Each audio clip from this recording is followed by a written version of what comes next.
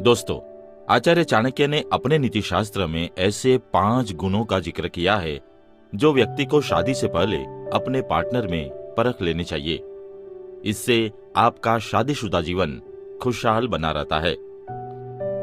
दोस्तों, आचार्य चाणक्य के मुताबिक अगर आपका जीवन साथी संतुष्ट है, धार्मिक विचारों वाला है, धैर्यवान है, क्रोध न करने वाला है और मीठा बोलने वाला है, तो वह अच्छा जीवन साथी साबित हो सकता है और विपरीत परिस्थितियों में कभी भी आपका साथ नहीं छोड़ता है। आइए इसे विस्तार से समझते हैं। धार्मिक विचारों वाला। दोस्तों, आचार्य चाणक्य के मुताबिक व्यक्ति को धार्मिक विचारों वाला होना चाहिए।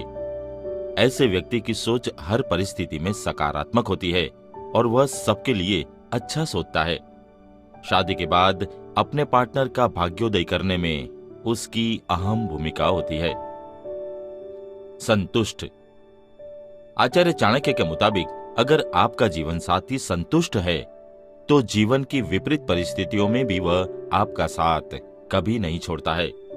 पॉजिटिव सोच रखते हुए हर मुश्किल परिस्थिति में वह आपका साथ देता है। धैर्यवान।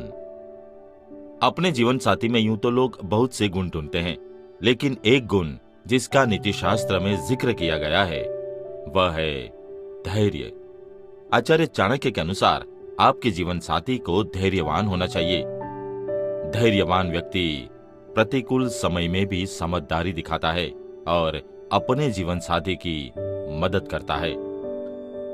क्रोध न करने वाला।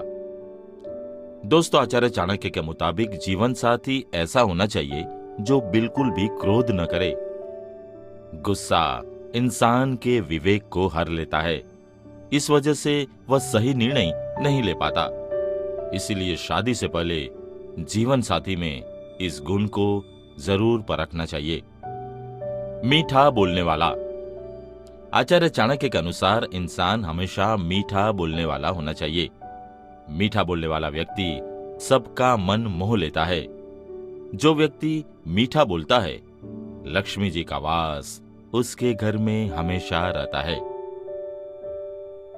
आइए इसके अनुसंधान में एक छोटी सी कहानी सुनते हैं। बहुत पुराने समय की बात है। वाराणसी में ब्रह्मदत्त नाम के एक राजा राज्य करते थे। वे अपनी न्यायप्रियता और धर्मप्रिय शासन के लिए प्रसिद्ध थे।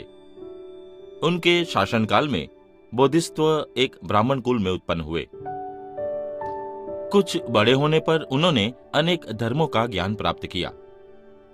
फिर ऋषि प्रवज्या धारण कर वे हिमालय के रमणीक प्रदेश में चले गए और कंदमूल, फल आदि का सेवन करते हुए तपस्या में लीन रहने लगे। ब्रह्मदत्त विवेकशील राजा थे। वह सत असत, उचित अनुचित का हमेशा ध्यान रखते थे। वह अपने राज्य में वेश बदलकर घूमते थे। वे चाहते थे कि उनकी प्रजा उनकी कमियां उन्हें दिखाएं। वे जिससे भी बातें करते थे उससे राजा अपनी कमियां जानना चाहते थे, पर सभी लोग अपने राजा की अर्थात उनकी प्रशंसा ही करते थे। कोई भी उनकी बुराई नहीं करता था। राजा ने सोचा कि राजधानी से दूर उनके राज्य में शायद कोई ऐसा व्यक्ति मिल जाए जो उनकी कमियां उन्हें बता सके। अतः वेश बदलकर वे अपने पूरे राज्य में घूमने लगे।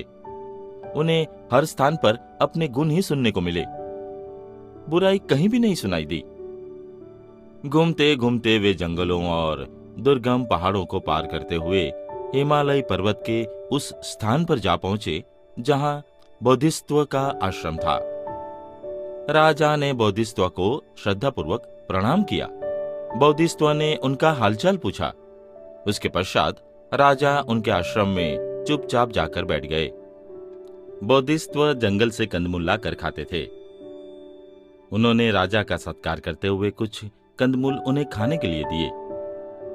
राजा ने कंदमूल खाकर पानी पिया। उन्हें वे फल बहुत मीठे और स्वादिष्ट लगे। राजा ने प्रसन्न होकर उन्हें पूछा, हे बंते, ये फल तो बहुत मीठे और स्वादिष्ट है। बोधिसत्व ने उत्तर दिया, हे महापुरुष, निश्चय ही यहाँ का राजा न्यायपूर्वक धर्म के अनुसार राज्य करता होगा। इसी कारण ये कंदमूल इतने मीठे और स्वादिष्ट है। राजा के अन्यायी और अधर्मी होने का प्रभाव उसकी प्रजा के साथ साथ वहां के पेड़ पौधों पर भी पड़ता है। राजा के न्याय होने और धर्मप्रिय होने के कारण सारे राज्य में सौहार्द का वातावरण बना रहता है। राज्य शक्तिशाली बना रहता है। आप शायद ठीक कर रहे हैं। यह कहकर राजा ने बोधिसत्व को प्रणाम किया और अपना परिचय दिए बिना वहां से अपनी राजधानी लौट आए। राजा बोधिसत्व की बात की परीक्षा लेना चाहते थे, इसीलिए उन्होंने सोचा, अब मैं अधर्म और अन्यायपूर्वक राज्य करूंगा और देखूंगा कि बोधिसत्व के इन विचारों में कितनी सच्चाई है। राजा ने ऐसा ही किया। कुछ समय बीत जाने के पश्चात राजा फिर दोबारा बोधिसत्व के आश्रम में पहुंचे और उन्हें प्रणाम करके एक तरफ बैठ गए। बोधिसत्व ने फिर राजा को कंदमूल खाने को दिए। राजा ने जैसे ही वह कंदमूल मुंह में डाले, वैसे ही उन्हें वह कंदमूल थूकने पड़े। राजा ने तुरंत उनसे पूछा, भंते, ये सभी कंदमूल बहुत कड़वे हैं। बोधिसत्व ने शांतिपूर्वक जवाब देते हुए कहा, हे महापुरुष, अवश्य ही यहाँ का राजा अन्यायी और अधार्मिक होगा।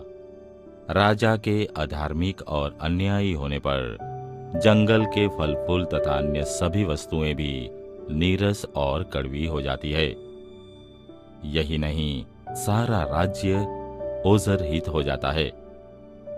बोधिसत्व ने राजा को विस्तार पूर्वक बताया, हे महापुरुष, गायों के नदी में तैरते समय यदि उनका नेता टेढ़ा हो जाए तो सभी गायें टेढ़ी हो जाती है और मार्ग से भटक जाती है। इस प्रकार जो राजा श्रेष्ठ होता है, उसकी प्रजा भी श्रेष्ठ होती है। यदि वह राजा टेढ़ा मार्ग अपनाता है तो उसकी प्रजा भी अधर्मी हो जाती है, वह कुमार्ग पर चलने लगती है। यदि राजा धर्म का अनुसरण करता है तो शेष प्रजा भी धर्म का मार्ग अपनाती है। राजा के न्यायी और धार्मिक होने पर ही राष्ट्र सुखी होता है। बोधिसत्व से यह ज्ञान प्राप्त करके राजा ने अपना असली रूप प्रकट किया। उन्होंने विनयपूर्वक बोधिसत्व से कहा, भंते, मेरे ही कर्मों के कारण कंदमूल पहले मीठे थे और अब कड़वे हो गए हैं। अब मैं ही फिर से उन्हें मीठा करूंगा। आज के बाद मैं इन्हें कड़वे नहीं होने दूंगा। यही मेरा संकल्प है, यही मेरा व्रत है। बोधिसत्व को प्रणाम करके वह अपनी राजधानी लौट आए। अब वह फिर से न्याय और धर्म का पालन करते हुए राज्य करने लगे। उनके अन्यायी होने के कारण राज्य में जितनी कमियां आई थी, वे सभी सुख समृद्धि में बदल गई।